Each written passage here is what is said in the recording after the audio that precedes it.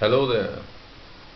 So this is the fourth lecture, and in this lecture we're going to discuss about the difference between microeconomics and macroeconomics. And frankly speaking, if you really think about it, uh, there isn't much of a difference as far as the models are concerned. But let's take a look at it anyway. Let's look at the definitions. Macroeconomics, it said, the study of aggregate economic activity, and these definitions can be found, by the way, in any standard textbook.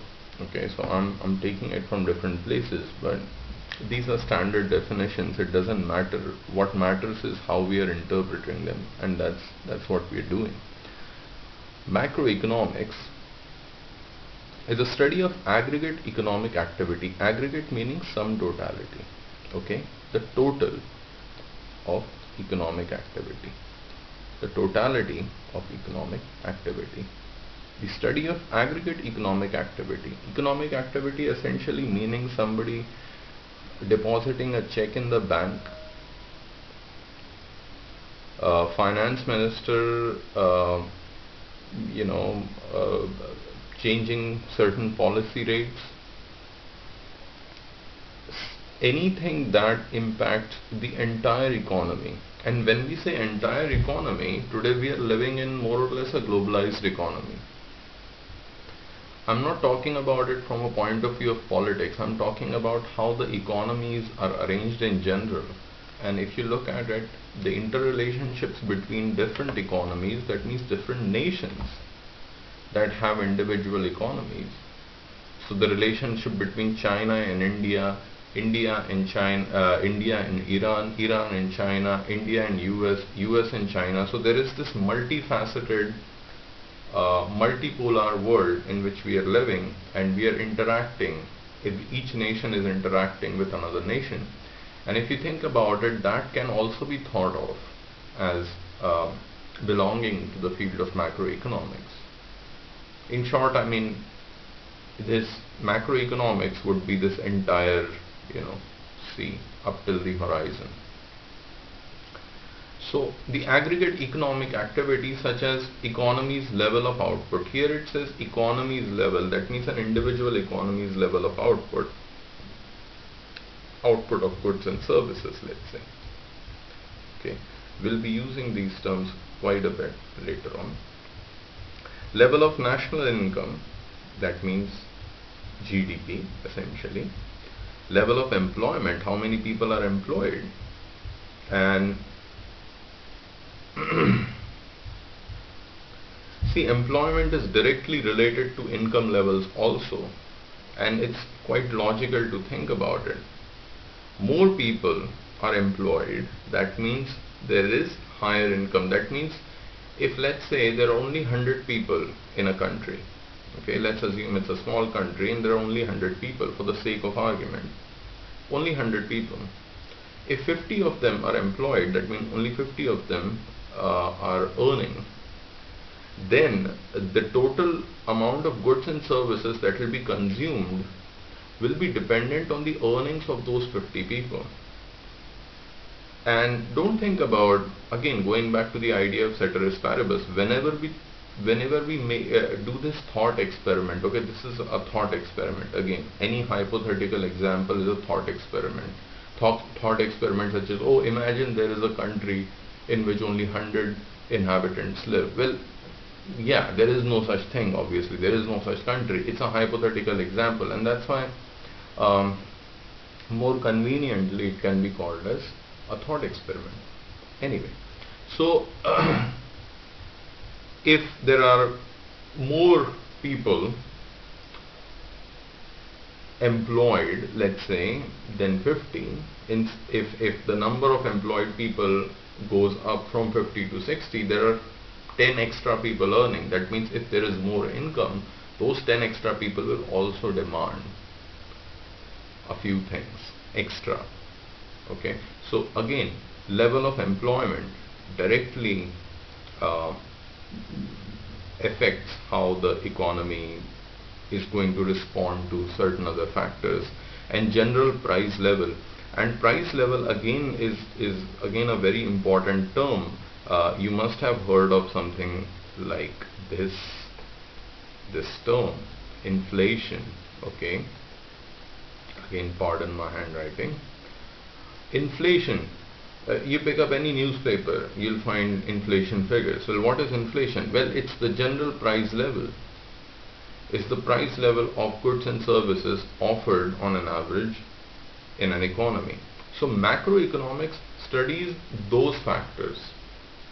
Now, why I'm saying there isn't much difference between micro and macro, because if you look at it from a theoretical perspective, if you look at it how models are constructed, there isn't much difference. Models are constructed exactly in the same way.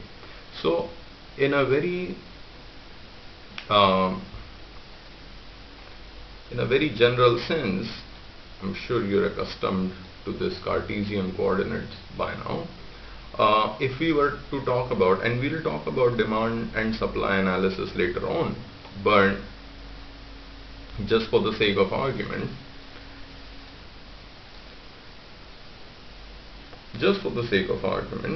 if I'm saying that let's say the income of individuals is higher, okay, then the consumption, by the way, remember what we talked about, income is generally represented with a Y. So if the income of individuals is higher, the consumption will also be higher. In that case, if income is at this point, then the consumption will be at this point. Okay. If the income increases, the consumption will also increase. Okay. In turn, creating a positively sloping curve. So ultimately, what we are seeing is that this can be applied in the context of an individual, and this can also be applied in the context of the aggregate of individuals. That means this can be said in terms of one particular person, and this can also be said in terms of multiplicity of people. You put 100 people together, the same logic will be applicable if you were to think of their average consumption and income patterns. And that is why there isn't much of a difference between micro and macroeconomics. Let's look at what macroeconomics is. Okay. So macroeconomics, sorry, let's say what microeconomics is. Microeconomics essentially is talking about the economic behavior of an individual decision-making unit, such as consumers, resource owners. That means, let's say somebody owns a piece of land, somebody owns a piece of equipment or a machinery, and business firms in a free enterprise economy. Okay, so what it is essentially saying is that in a free enterprise economy, and again don't really worry about what free enterprise economy means.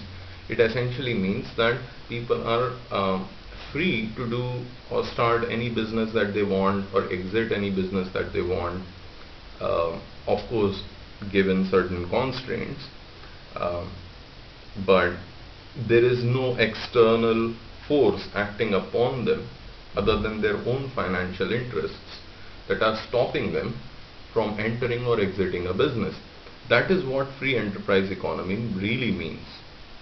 Okay, so microeconomics is primarily concerned with those individuals, okay, whether it be individuals like consumers or business owners or business firms, which are also assumed as individual entities.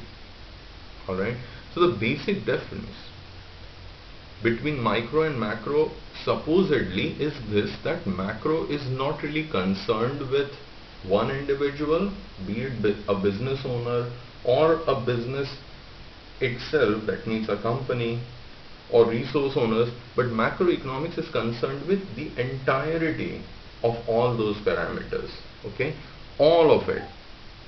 And macro is, let's say, concerned with this small thing, okay, that means one individual. So let's say the owner of this skateboard, his behavior could be thought of as coming under a micro sort of an economy. On the other hand, if we consider all of this, the entire picture, the entire universe of this picture, that would be macro.